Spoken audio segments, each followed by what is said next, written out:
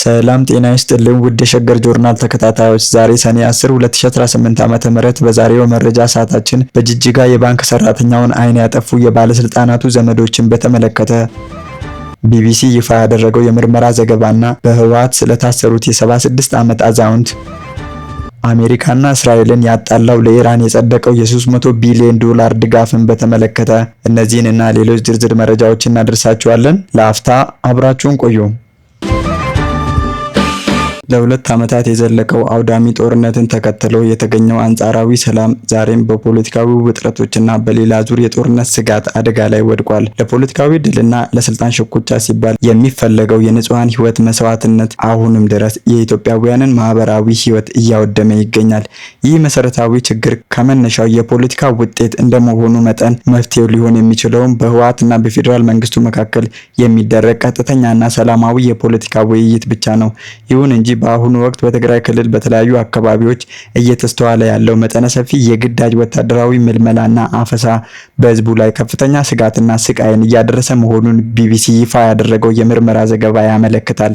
በትግራይ ክልል በተለይም በአብያዲና አካባቢው በሚገኙ የወርቅ ማዕድን ማውጫዎች እንዲሁም በህዝብ ትራንስፖርትና በመዝናኛ ስፍራዎች ላይ ፊታቸውን በጭንብል የሸፈኑ ታጣቂዎችና የክልሉ ኃይሎች በንጹሃን ዜጎች ላይ የግዳጅ ወታደራዊ አፈሳ እያካሄዱ መሆኑ ታውቋል። በቅርቡ በግንቦት ወር አጋማሽ ላይ ከ700 በላይ የሚሆኑ ወጣቶችና የቀን ሰራተኞች ከስራ ገበታቸው ላይ በኃይል ታፍሰው አልባሳትና ስልኮቻቸውን እንኳን ሳይዙ ማይቀነጣል ወደሚገኝ ወታደራዊ ማሰልጠኛ ተወስደዋል።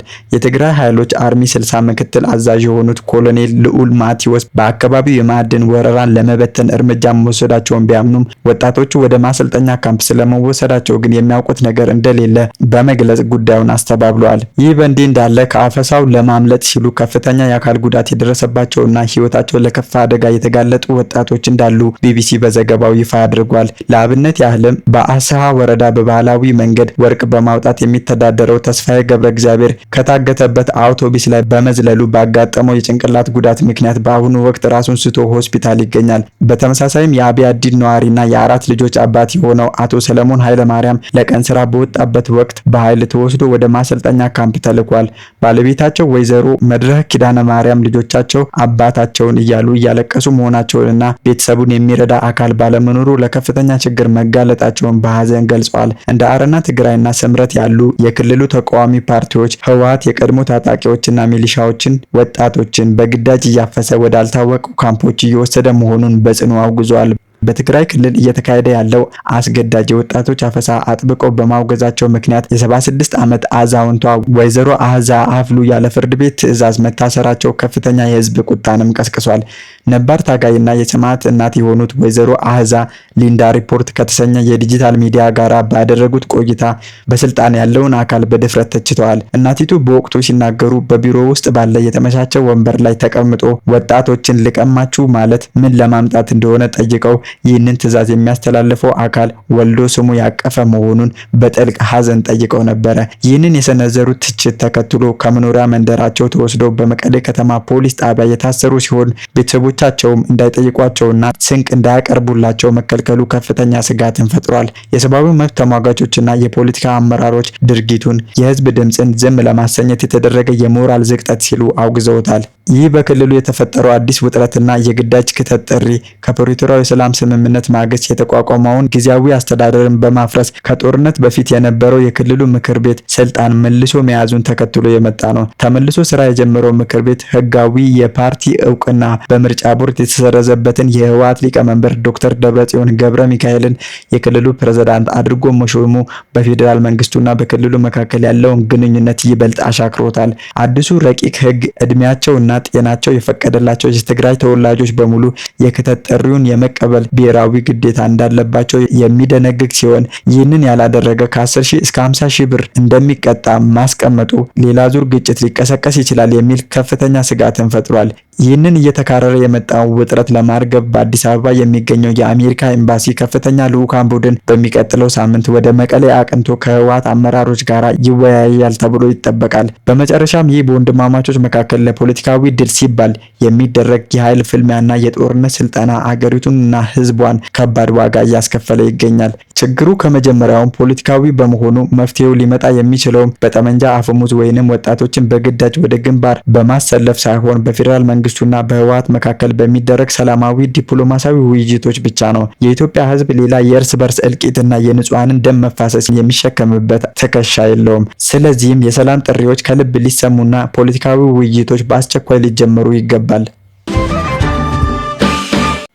በጅጅጋ ከተማ በደረሰበት ኢሰብአዊ ጥቃት ሳቢያ የአንድ አይኑን ብሌን ያጣውና የአካል ስብራት የደረሰበት የኢትዮጵያ ንግድ ባንክ ሰራተኛ ዛሬም ድረስ በባለስልጣናት ህገወጥ ጣልቃ ገብነትና በፍትህ እጦት ምክንያት እያሰማ ያለው የሀዘን ድምጽ የአደባባይ ሚስጥር ሆኗል። ወንጀለኞቹ በአጭር ጊዜ ውስጥ ከእስር መፈታታቸውን ገልጾ የፍትህ ያለ ሲል የሚጮህ ይህ ሰራተኛ ጉዳዩ ከግለሰባዊ ጥቃት ባለፈ በአገሪቱ የተለያዩ አካባቢዎች በተደራጀ መልኩ የሚፈጸሙና ፍትህን የሚያውኩ ሙሰኛ ባለስልጣናት ሴራ ጋራ የተቆራኘ መሆኑን ፍንጭ የሚሰጥ ሆኖ ተገኝቷል። ይህ አሳዛኝ ክስተት በፍትህ ስርዓቱ ውስጥ የተሰገሰጉ ሙሰኞች በዜጎች ህይወትና ደህንነት ላይ እያደረሱት ያለውን ተደጋጋሚ በደል በግልጽ ያሳያል። የተበዳዩ ታሪክ እንደሚያስረዳው በኢትዮጵያ ንግድ ባንክ የጅጅጋ ዲስትሪክት ሰራተኛ የሆነው አቶ መሰረት ሊገባ መርሻ ከአንድ ዓመት በፊት በታህሳስ ወር 2017 በስራ ገበታው ላይ በነበረበት ወቅት ማንነታቸው በውል ባልታወቁ 6 ግለሰቦች አማካኝነት እጅግ ዘግናኝ የሆነ ከባድ አካላዊ ጥቃት ደርሶበታል። በጥቃቱ ወቅት ህይወቱን ለማዳንና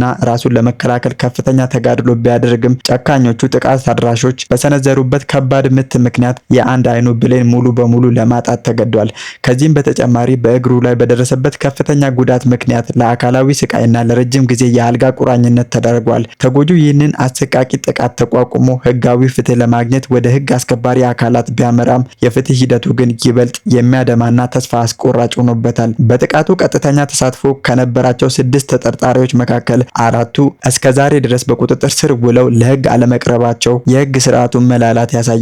በቁጥጥር ስር ውለው በሶማሌ ክልል የጅጅጋ ከተማ ከፍተኛ ፍርድ ቤት የ5 ዓመት ጽኑ እስራት ተፈርዶባቸው የነበሩት ሁለቱ ተከሳሾች ደግሞ የ1 ዓመት የእስራት ጊዜያቸውን እንኳን ሳይጨርሱ በሚስጥራዊ ሁኔታ ከእስር ተፈተዋል። ይህ አይነቱ አሰራር ወንጀለኞች የሚያበረታታና ተጎጂዎችን ደግሞ ለከፋ ስነ ልቦናዊ ስብራት የሚዳርግ ነው። ይህ በጅጅጋ ከተማ የተፈጸመው ግልጽ የፍትህ መታጣት በተለያዩ የሀገሪቱ ክፍሎች ስልጣናቸውን መከታ በማድረግ ተመሳሳይ ወንጀሎች ደጋግመው በሚፈጽሙ ሙሰኛ ባለስልጣናት የሚመራ የተለመደ ድራማ አካል እንደሆነ የጉዳዩ አካሄድ ማሳያ ነው። እነዚህ በየክልሉና በየአስተዳደር እርከኑ የተሰገሰጉ ሙሰኛ ባለስልጣናት የወንጀል መረብ ካላቸው ግለሰቦች ጋራ የጥቅም ትስስር በመፍጠር ፍርድ ቤቶችና የማረሚያ ቤቶችን አሰራር በገንዘብና በስልጣን ተጽዕኖ ይገዛሉ። ወንጀለኞች ከባድ ቅጣት ተላልፎባቸው ሳለ ከህግ አሰራሩ ውጪ በይቅርታ ስም ወይንም በተጭበረበሩ ሰነዶች አማካኝነት በአጭር ጊዜ ውስጥ እንዲፈቱ የሚደረገው በእነዚህ ጥቅመኛ ባለስልጣናት ቀጥተኛ ትዕዛዝ እንደሆነ ተረጋግጧል።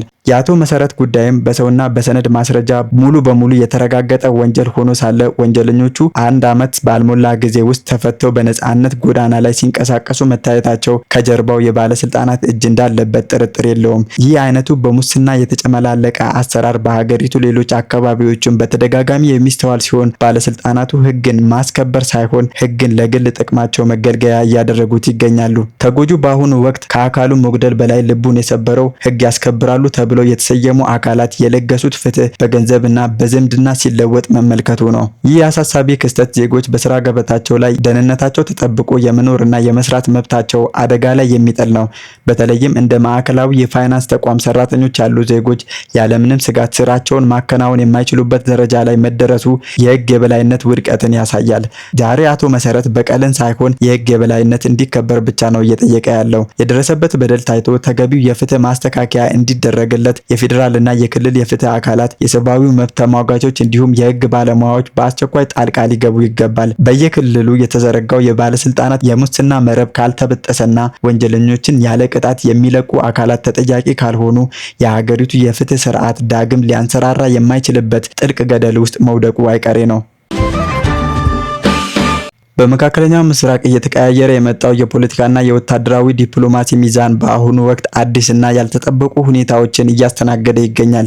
በተለይም የአሜሪካው ምክትል ፕሬዝዳንት ዴቪድ ቫንስ በቅርቡ በሰጡት መግለጫ በአሜሪካ በኢራንና በእስራኤል መካከል ያለው ግንኙነት ወደ አዲስ ምዕራፍ ሊያሸጋግር የሚችል አነጋጋሪ አጀንዳ ይዞ ብቅ ብሏል። ዩናይትድ ስቴትስ ለኢራን ከፍተኛ መጠን ያለው የገንዘብ ድጋፍ ለማድረግ ማቀዷን ይፋ ማድረጓን በቀጠናው ላይ ትልቅ የፖለቲካ መነቃቃትንና ጥያቄዎችን ፈጥሯል። ይህ በእንዲህ እንዳለ እንዳለ የፕሬዝዳንት ዶናልድ ትራምፕ አስተዳደር በጉዳዩ ላይ የያዘው አቋምና ከእስራኤል መሪዎች ጋር እየተፈጠረ ያለው አለመግባባት የብዙዎችን ትኩረት ስቧል። የአሜሪካው ምክትል ፕሬዝዳንት ዴቪድ ቫንስ በሰጡት ማረጋገጫ መሰረት አሜሪካ ኢራን ወታደራዊ ግጭቶችን እንድታቆም ለማድረግ የ25 ቢሊዮን ዶላር ማበረታቻ ለመስጠት አቅዳለች። ከዚህ በተጨማሪም በጦርነቱ ምክንያት ለወደሙ መሰረተ ልማቶች መልሶ ግንባታ የሚውል የ300 ቢሊዮን ዶላር ግዙፍ የገንዘብ ድጋፍ እንደሚደረግላት ተገልጿል።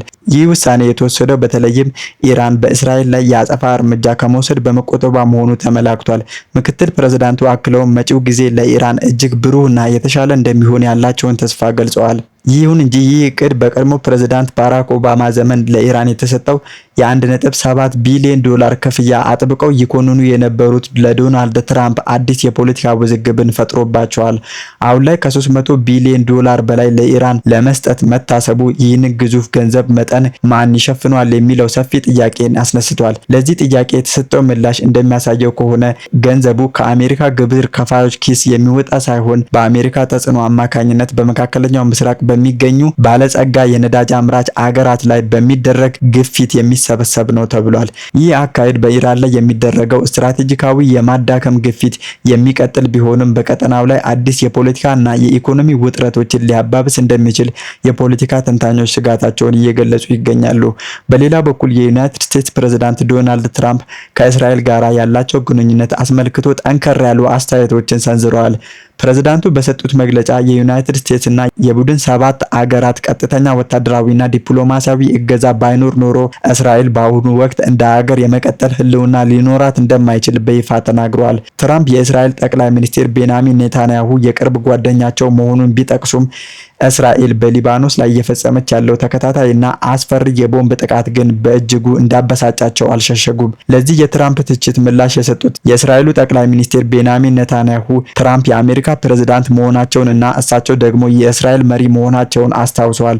ኔታንያሁ አክሎም ለእስራኤል ሀገራዊ ደህንነትና ህልውና ምን እንደሚጠቅማት ጠንቅቀው የሚያውቁት እሳቸው መሆናቸውን በመግለጽ የአሜሪካን ጣልቃ ገብነት የሚከላከል ጠንከር ያለ ምላሽ ሰጥተዋል። ይህ ሁኔታ በሁለቱ መሪዎች መካከል ያለውን የቆየ ወዳጅነት ወደ አዲስ አለመግባባት እየተቀየረ መሆኑን ያሳያል። በመካከለኛው ምስራቅ ያለው ወታደራዊ ግጭት አሁንም የመብረድ ምልክት እያሳየ አይደለም። የእስራኤል ከፍተኛ ባለስልጣናት በኢራንና በሊባኖስ ላይ የሚወስዱት ወታደራዊ እርምጃ አጠናክረው እንደሚቀጥሉ በይፋ አስታውቀዋል። የእስራኤል የገንዘብ ሚኒስቴር ቤዛኤል ሲሞትሪች እና የመከላከያ ሚኒስቴሩ እስራኤል ካትስ በጋራ በሰጡት መግለጫ አገራቸው በኢራን፣ በሊባኖስ፣ በጋዛ እና በሶሪያ የምታደርገውን ማንኛውም አይነት ወታደራዊ እንቅስቃሴ እንደማታቆም በግልጽ አስታውቀዋል። ይህንን ተከትሎ የኢራን የውጭ ጉዳይ ሚኒስቴር አባስ አረጋቺ የእስራኤል ጥቃቶች በአስቸኳይ እንዲቆሙ ለማድረግ ከፍተኛ ቀጠናዊ የዲፕሎማሲ ግፊት እያደረጉ ይገኛል። ሚኒስቴሩ ከተለያዩ የአረብ ሀገራትና የክልሉ ሀገራት መሪዎች ጋር በመወያየት የእስራኤል ወታደራዊ መስፋፋት ለመግታት ጥረት እያደረጉ ቢሆንም የእስራኤል ጽኑ አቋምና የአሜሪካ አዳዲስ የገንዘብ እቅዶች ቀጠናው ወደማይታወቅ አቅጣጫ እያመሩት ይገኛሉ። ይህ የዲፕሎማሲና ወታደራዊ ፍጥጫ በመጪዎቹ ቀናት ምን አይነት መልክ ሊይዝ እንደሚችል በመላው ዓለም በጉጉት የሚጠበቅ ጉዳይ ሆኗል። ውድ አድማጭ ተመልካቾቻችን ለዛሬ ያሰናዳንላችሁ መረጃዎቻችን እኚህን ይመስሉ ነበረ። አብራችሁን ስለቆያችሁ ከልብ እናመሰግናለን።